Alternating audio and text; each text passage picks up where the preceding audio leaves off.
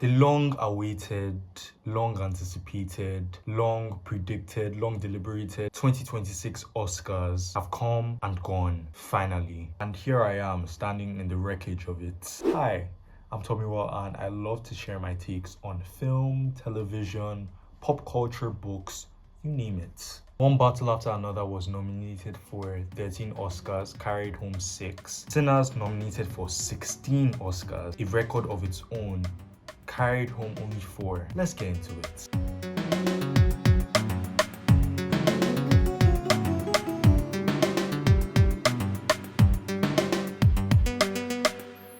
I won't lie, I can't remember the last time the Oscars were this heated, were this competitive, were this...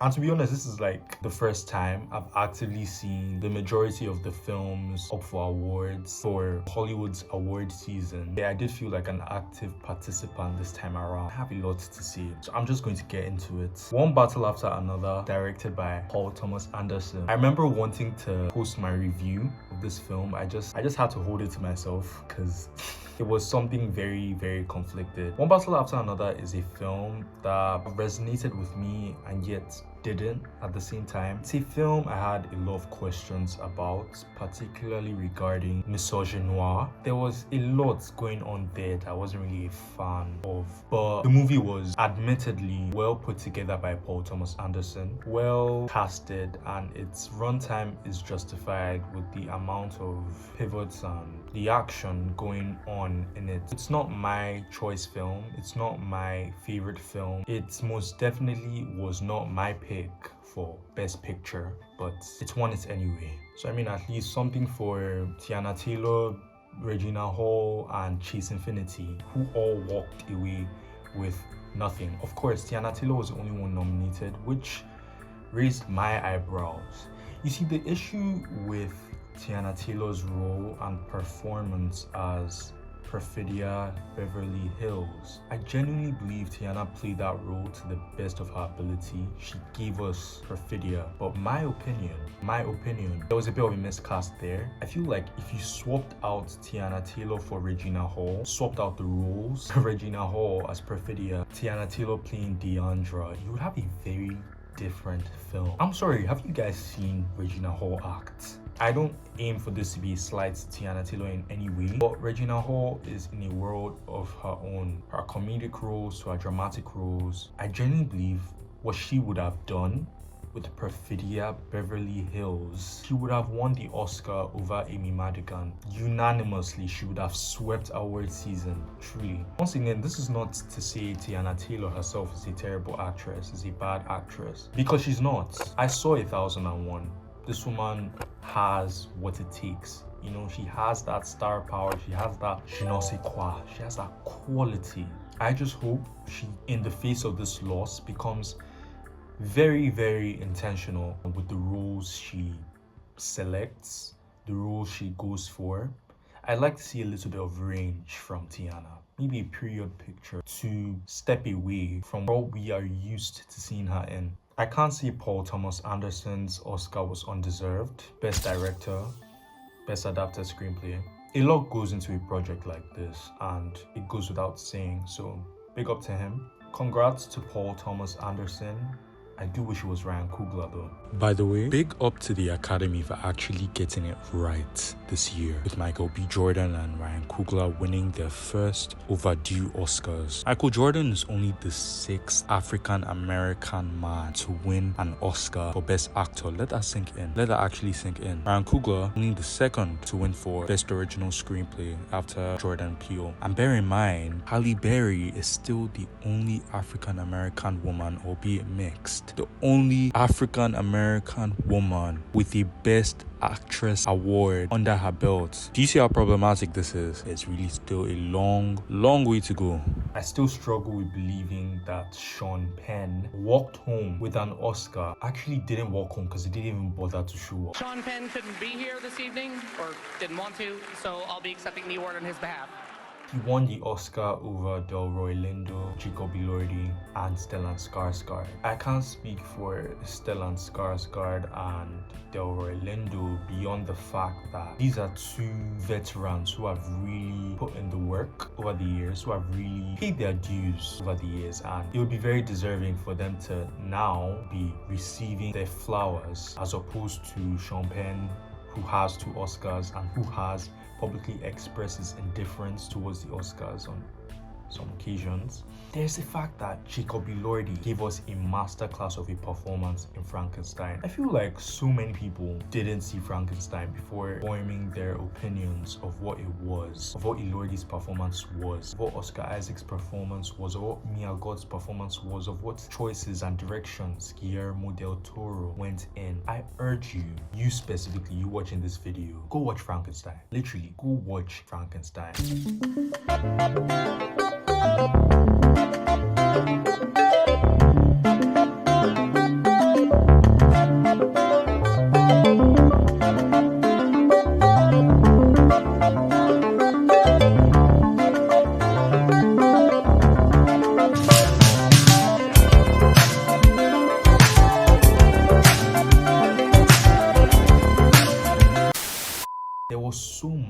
There was so much meticulousness that went into that film, particularly with Jacob Elordi. One of the worst Oscar losses of all time, in my opinion. I mean, I did see it coming. I did see public opinion. I did see Sean Penn carrying home the BAFTA, the actor award, which he also wasn't there for. There was a physicality, a level of nuance, a range with Elordi's performance, and to think it went unacknowledged. On the bright side, he did win the Critics' Choice, so it wasn't a complete shutout this awards season. Delroy Lindo is a man who has paid his dues. We know how it can be for black men in Hollywood. I pray this nomination isn't his final nomination. Hopefully he gets a nomination for something that's more central to him. You know what I mean? Wunmi also lost her nomination to Amy Madigan. Wunmi did her thing in Sinners.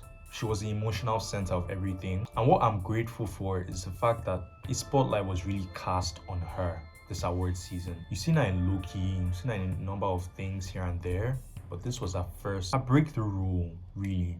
I just hope it reflects and we see her in more things, a bigger range, a bigger scope of projects. Side notes, big, massive congrats to Autumn Archipel, the first woman to win the award for Best Cinematography. Not the first black woman, the first woman, period, to win the award for Best Cinematography. It says a lot. Of course, Jessie Buckley won her award for Best Actress, surprising no one. I mean, it's been a very clean sweep thus far. My heart goes out to the other nominees, like Rose Byrne, like Emma Stone, but of course Emma Stone has 2 Oscars to her name already. Marty Supreme, in the face of Timothee Chalamet's Operagate, Timothee Chalamet's ballet opera controversy. Public opinion about him has been very sour, to say the least, for the past couple of weeks. But for Marty Supreme to walk away completely empty-handed, yikes. Especially because I made some very bold statements a couple of weeks ago. Timothee Chalamet is carrying an Oscar home this year for his performance in Marty Supreme. I know that definitively. Marty Supreme was a work of art, and if it does sweep at the Oscars, I won't be the happiest person about it, but trust me, I will understand. I can't lie though, I am actively rooting for Michael B. Jordan to win that Oscar because I'm always going to root for everybody black. I can really vouch for the fact that what Timothee did, shedding his soul, what Michael B. Jordan did, splitting himself into 2 roles and selling both and really burying himself to entertain us, very deserving. Of course, there's more to life than Oscars. There's more to the world of acting than the accolades and all, but they certainly don't hurt, do they? It's the Oscars. Nobody can really predict the Oscars. Nothing has changed though. I still believe Timothee Chalamet is a one-of-one generational talent, and I wish him all the best career-wise. Dune Messiah is coming out later this year, and that's bound to blow everyone out of the water. I just hope public opinion of him, as at the time of its release, isn't so sour that we see boycotts, etc., etc. I feel like Dune Messiah is going to be a very epic conclusion, if it is the conclusion to the Dune saga, and I can't lie, it's really up there on my list of anticipated movies for 2026. Surprisingly, a number of people don't seem to be taking the fact that Frankenstein walked away with 3 Oscars very well. Bro, that movie deserved everything. That film, I'm sorry, not movie, film. That film deserved every single category it was up for. Like Marty Supreme, it was up for 9 categories. However, I carted away only 3. There was Best Makeup, Best Costume Design, Best Production Design. Very deserved craft awards. Anybody that has seen this film can attest to the intentionality that went into every element of its production. Guillermo del Toro is exactly who he thinks he is. Exactly who he thinks he is. Arguably, this film should have won more. This was my pick for Best Picture. My pick. Look, it's a very bitter landscape right now regarding Frankenstein. People really wanted Sinners to sweep this year, which I totally understand. But Frankenstein was that film. I promise you, it was as good as the awards it's won and more. It should have won for Best Supporting Actor. It should have won for Best Picture, in my humble opinion. My cancelable, questionable, hot take is that if Frankenstein was not a Netflix film, you guys would be all over it. You guys would be glazing this film so hard if it wasn't a Netflix film. There's a lot of stigma that comes with Netflix being attached to certain projects, which I can kind of understand. If A24 was the studio behind Frankenstein, I really feel like the tune we'd be hearing right now, the perception of the film, everything regarding public perception of the film would be vastly different, but that's just me. Thanks for tuning into this episode of Tomiwa'S Takes. If you agreed with the things I said, or if you really did not, if you really felt like my picks were out of the question, if you really had some other people in mind, some other projects in mind, even projects that weren't nominated for the Oscars, tell me something in the comments. Let's have a little conversation going. Of course, if you did like this episode, leave a like and subscribe. It's been me, and it's been real. Bye.